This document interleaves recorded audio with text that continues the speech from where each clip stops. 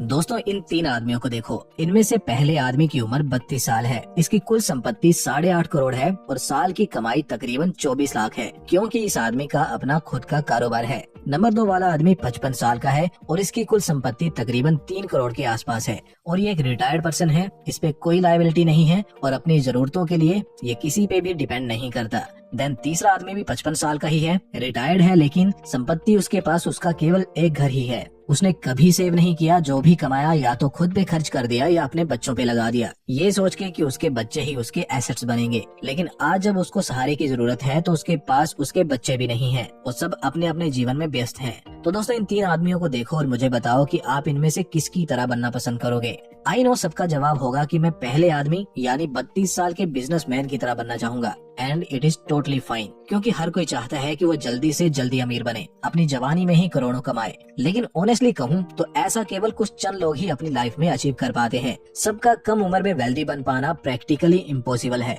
Because let's face the reality, ना तो सबको करोड़ों के पैकेज वाली जॉब्स मिल सकती हैं, क्योंकि इतनी जॉब्स ही अवेलेबल नहीं है, और ना ही सभी बिजनेस ही कर सकते हैं। इसलिए सभी जवानी में तो अमीर नहीं बन सकते। स्टैटिस्टिक्स की ही माने तो इंडिया में मिलियनियर्स की संख्या यानी ऐसे लोगों की संख्या जिनकी कुल संपत्ति 8 करोड़ से ज्यादा है, केवल 3,26,400 ही है। तो आप खुद देख सकते हो कि 141 करोड़ की जनसंख्या वाले देश में केवल 3 लाख ही लोग मिलियनियर हैं, जिनमें से जवान लोगों की संख्या और कम होगी। इसलिए ऐसा सोचना कि मैं तो बस अभी अमीर बनूंगा, रिटायरमेंट तक कौन सेव या इन्वेस्ट करता रहे, ये माइंडसेट ना तो आपको अब अमीर बना पाएगा और ना ही आप रिटायरमेंट तक ही कुछ कर पाओगे। आपका भी हाल उस तीसरे आदमी की तरह हो जाएगा जिसका मैंने पहले एग्जाम्पल दिया। इसलिए सबसे प्रैक्टिकल तरीका है दूसरे आदमी का तरीका, यानी कि लेट अमीर बनना लेकिन श्योरली अमीर बनना।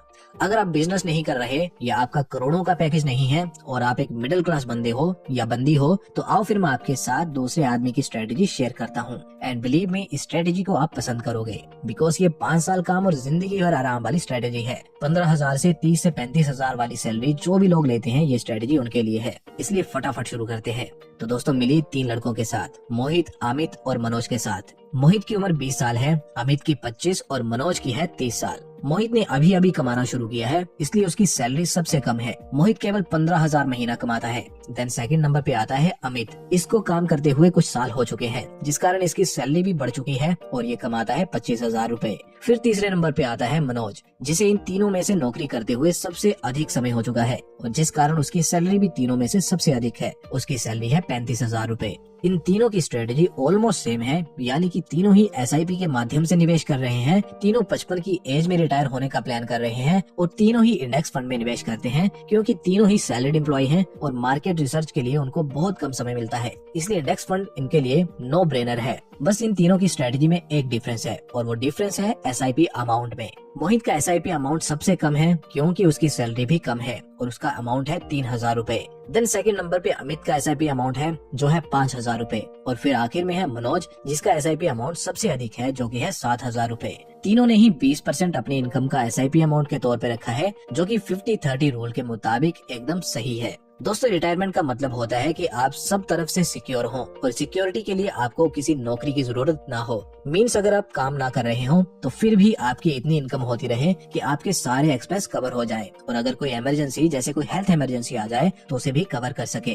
तो आज हम मोहित, अमित और मनोज के एग्जाम्पल से ये दोनों चीजों के लिए किस तरह पैसे जमा करने हैं यही जानने वाले हैं। तो सबसे पहले मोहित के एग्जाम्पल पे आते हैं। जैसे कि मैंने आपको बताया कि मोहित अभी अभी कमाना शुरू हुआ है, जिस कारण उसकी इनकम काफी कम है, लेकिन मोहित स्मॉल स्टेप्स की वैल्यू को समझता है। वो इस बात को जानता है कि मेरी इनकम चाहे कम है लेकिन मेरी उम्र भी कम है और इसलिए मेरे थोड़े अमाउंट की SIP भी मुझे उतना रिटर्न दे सकती है जितना किसी ज्यादा उम्र वाले को ज्यादा अमाउंट की SIP नहीं दे सकती। बट दोस्तों केवल जिंदगी भर SIP लगाए रखना और अपनी जरूरतों में कटौती करते रहना भी कोई अच्छा फैसला नहीं माना जाता, क्योंकि एक सेटिस्फाइड लाइफ में अच्छी मेमोरीज का बड़ा हाथ होता है और मेमोरीज बनती हैं कुछ यादगार पलों से, जैसे कि अपने लव्ड वंस के साथ पहाड़ों पे स्पेंड किए हुए कुछ खास मोमेंट्स, या फिर पहली खरीदी हुई बाइक की खुशी, या दोस्तों के साथ गोवा का ट्रिप। और इन सब चीजों के लिए चाहिए होते हैं पैसे। तो अगर सारी उम्र केवल SIP ही लगाई रखी और सैलरी भी उतनी ही हो कि एक्स्ट्रा कुछ बचता ही ना हो, तो फिर जिंदगी के मजे कब लोगे। इसलिए ये बात मोहित को एकदम नागवार थी कि वो अपने बुढ़ापे को सिक्योर करने के लिए अपनी जवानी को पूरी तरह से सेक्रीफाइस कर दे।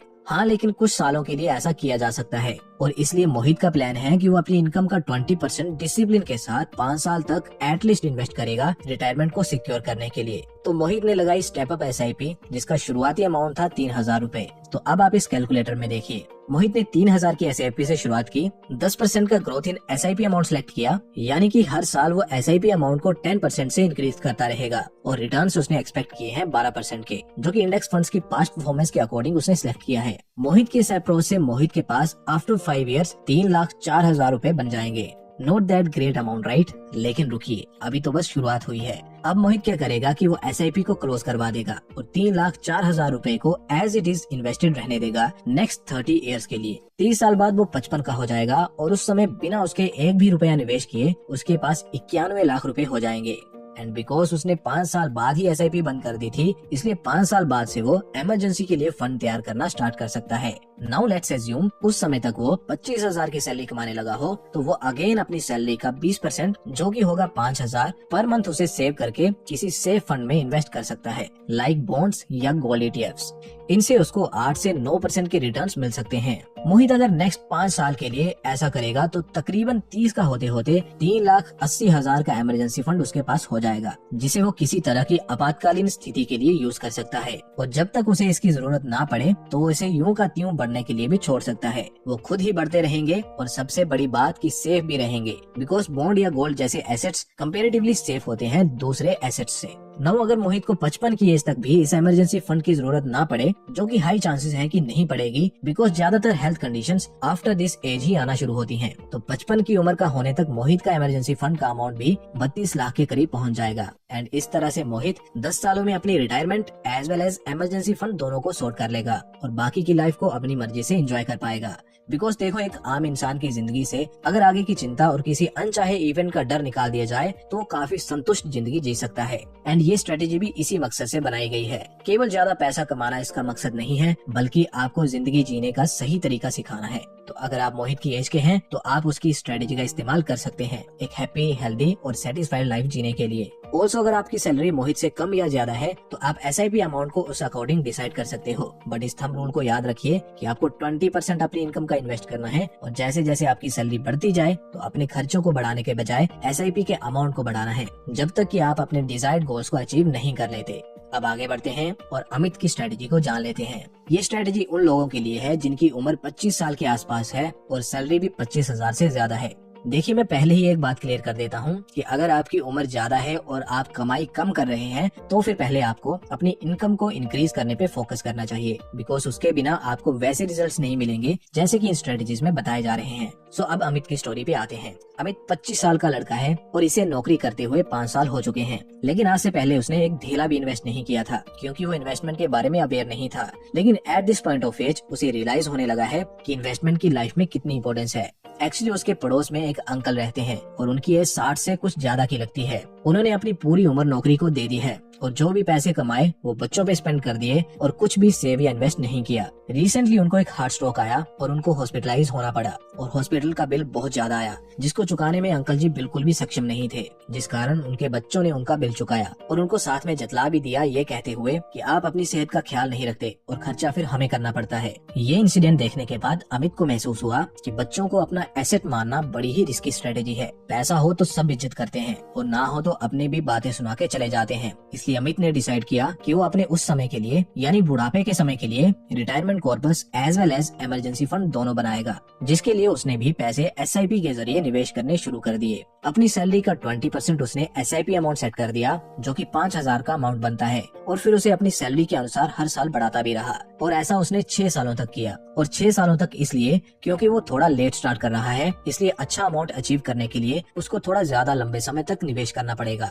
सो अब आप इस कैलकुलेटर में देखिए, इसमें देखिए सबसे पहले है SIP amount which is 5,000 Indian rupees. Then आगे है इंक्रीज इन SIP अमाउंट, यानी हर साल जितने परसेंटेज से आप अपनी SIP को इंक्रीज करोगे वो यहाँ पे आएगा, जो कि अमित के केस में है 10%। नेक्स्ट एक्सपेक्टेड रिटर्न्स हम सेम रख रहे हैं 12%, बिकॉज मैंने वीडियो के शुरू में ही बताया था कि ये तीनों सेम एसेट में इन्वेस्ट करते हैं which is index fund. Then last में ऐड करेंगे टेन्योर और टेन्योर ऐड होगा 6 इयर्स। सो अब आप देखिए, आफ्टर 6 इयर्स अमित की इन्वेस्टमेंट वैल्यू होगी अप्रोक्सीमेटली 6,74,000 रूपए। एट दिस पॉइंट अमित अपनी SIP बंद कर देगा, यानी वो अब आगे पैसे निवेश नहीं करेगा, उसके अकाउंट से अब पैसे नहीं कटा करेंगे। बट जो 6,74,000 रूपए हैं उनको वो विड्रॉ नहीं करेगा, बल्कि उन्हें एज इट इज ग्रो होने के लिए छोड़ देगा अगले 24 सालों के लिए। और 24 सालों के लिए इसलिए बिकॉज 55 की एज में उसको रिटायर भी होना है। तो at the time of his retirement उसके पास लगभग 1,02,00,000 का रिटायरमेंट कॉर्पस होगा, और ये अमाउंट उसको हेल्प करेगा उसकी फाइनेंशियल नीड्स को पूरा करने के लिए, जो उसकी किसी दूसरे पर से डिपेंडेंसी खत्म कर देगा।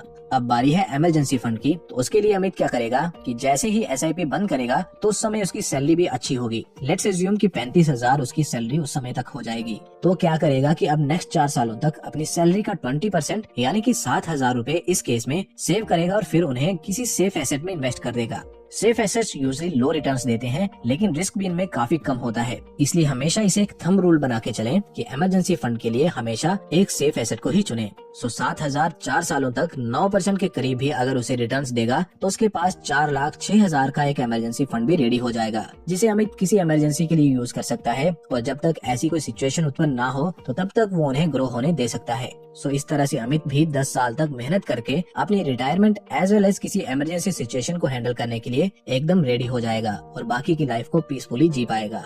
अब आखिर में रह जाता है मनोज की स्टोरी में थोड़ी शॉर्ट में सुना देता हूँ, बिकॉज वीडियो थोड़ी ज्यादा लंबी हो जाएगी। जैसे कि मैंने आपको बताया कि मनोज की एज 30 साल है और सैलरी है 35,000, लेकिन मनोज ने अभी तक कोई सेविंग या इन्वेस्टिंग शुरू नहीं की है। मे बी उसे इससे पहले कभी इसकी जरूरत महसूस ना हुई हो, या फिर कोई और बात भी हो सकती है। लेकिन अब मनोज चाहता है कि वो निवेश करे, बट उसके पास कोई स्ट्रेटेजी नहीं है सही से निवेश करने की। बट लकीली अमित उसका नेबर है और मनोज के साथ उसके अच्छे रिलेशंस हैं। इसलिए मनोज ने अमित से कहा कि यार ऐसी ऐसी बात है, मैं निवेश करना चाहता हूँ, लेकिन इंटरनेट पे बहुत सारी एडवाइजेस हैं जो कंफ्यूज कर देती हैं, तो तुम बताओ मैं क्या करूँ। तो अमित ने उसको बताया कि देखो, हम लोग डेली सुबह उठ के जॉब पे जाने वाले लोग हैं, हमारे पास वीकेंड्स के अलावा मार्केट्स को ट्रैक करने का या उन्हें स्टडी करने का टाइम नहीं होता। इसलिए सबसे बेस्ट वे है कि हम देश की इकोनॉमी पे बेट लगाएं। अगर देश अच्छा करेगा तो हम भी मुनाफा कमाएंगे, और इकोनॉमी में इन्वेस्ट करने का सबसे अच्छा तरीका है कि तुम इंडेक्स फंड्स में इन्वेस्ट करो। इनका पास्ट रिकॉर्ड चेक किया जाए तो इन्होंने ऑलमोस्ट सभी एसेट्स से बेटर रिटर्न्स भी दिए हैं और पैसे भी इनमें कंपैरेटिवली सेफ रहते हैं। सो आप इंडेक्स फंड में इन्वेस्ट करना शुरू कर सकते हैं, ऐसा अमित ने मनोज से कहा। देन उसने आगे कहा कि आप थोड़े लेट भी हो गए हैं, इसलिए आपको ज्यादा अमाउंट ऑफ SIP से स्टार्ट करना पड़ेगा और ज्यादा लंबे समय के लिए निवेश करना पड़ेगा ताकि आप अच्छे रिजल्ट्स ले पाएं। तो आप ऐसा करो, 7 सालों के लिए 7,000 की SIP लगा दो, और जब 7 साल पूरे हो जाएं तो 3 सालों के लिए इमरजेंसी फंड के लिए SIP लगा देना। आपकी जो भी उस समय की सैलरी होगी उसके मुताबिक 20% की SIP आप लगा सकते हो। सो मनोज ने ऐसा ही किया, उसने 7,000 की SIP लगाई और 10% से उसे हर साल बढ़ाने का संकल्प भी किया। एंड अब वो 12% की रिटर्न्स एक्सपेक्ट कर रहा है, जिससे आफ्टर 7 इयर्स उसका इन्वेस्टमेंट अमाउंट बन जाएगा 12,22,000 रूपए। इस पॉइंट पे वो SIP बंद कर देगा और इन पैसों को एज इट इज ग्रो होने के लिए छोड़ देगा, और रिटायरमेंट के समय तक उसके ये पैसे ग्रो होके बन जाएंगे 93,97,000 यानी कि क्लोज टू 1 करोड़ रूपए। रिटायरमेंट की तरफ से सिक्योर होने के बाद मनोज अब इमरजेंसी फंड के लिए इन्वेस्ट करना स्टार्ट करेगा। 7 साल रिटायरमेंट के लिए SIP लगाने के बाद उसकी एज 37 साल हो चुकी है और अभी तक उसकी सैलरी भी काफी बढ़ चुकी होगी। लेट्स अज्यूम कि 45,000 के करीब उसकी सैलरी उस समय होगी। तो इन 45,000 का 20% मनोज नेक्स्ट 3 सालों के लिए मंथली SIP के जरिए सेफ एसेट्स में इन्वेस्ट करता रहेगा to create an emergency fund, जिससे 3 साल बाद उसके पास 3,73,000 रूपए हो जाएंगे, जिसे वो किसी आपातकालीन स्थिति के लिए इस्तेमाल कर सकता है, और जब तक उसे जरूरत ना पड़े तो तब तक वो उन्हें ग्रो होने दे सकता है। और इस तरह उसकी भी जिंदगी के 2 जरूरी काम रिटायरमेंट फंड और इमरजेंसी फंड सॉर्ट हो जाएंगे। अब दोस्तों यहाँ पे कुछ की पॉइंट्स हैं जिन्हें आपको नोटिस करना चाहिए। नंबर 1 कि अगर आपकी उम्र 35 प्लस हो चुकी है और आपने अभी तक स्टार्ट नहीं किया है तो सबसे पहले तो आप जल्दी से स्टार्ट करिए, लेकिन स्टार्ट करने के बाद इन तीनों की तरह आप अपनी SIP बंद मत करिएगा, बिकॉज आप थोड़ा लेट हो चुके हो इस स्ट्रेटेजी को फॉलो करने के लिए। नंबर 2 कि अगर आपकी एज ज्यादा है और आप अर्न कम कर रहे हैं तो इन्वेस्टमेंट स्टार्ट करने से पहले इनकम को इंक्रीज करने पे ध्यान दो। नंबर 3 अगर आपको इंडेक्स फंड से मिल रहे रिटर्न्स कम लग रहे हैं तो आप फंडामेंटली स्ट्रॉन्ग शेयर्स में भी इंडिविजुअली इन्वेस्ट कर सकते हैं। इंडिविजुअल स्टॉक्स में भी इन्वेस्ट करना काफी इजी होता है। तो आज के लिए बस इतना ही। उम्मीद करता हूँ आपको वीडियो पसंद आई होगी। मिलते हैं किसी और वीडियो में, तब तक के लिए जय हिंद।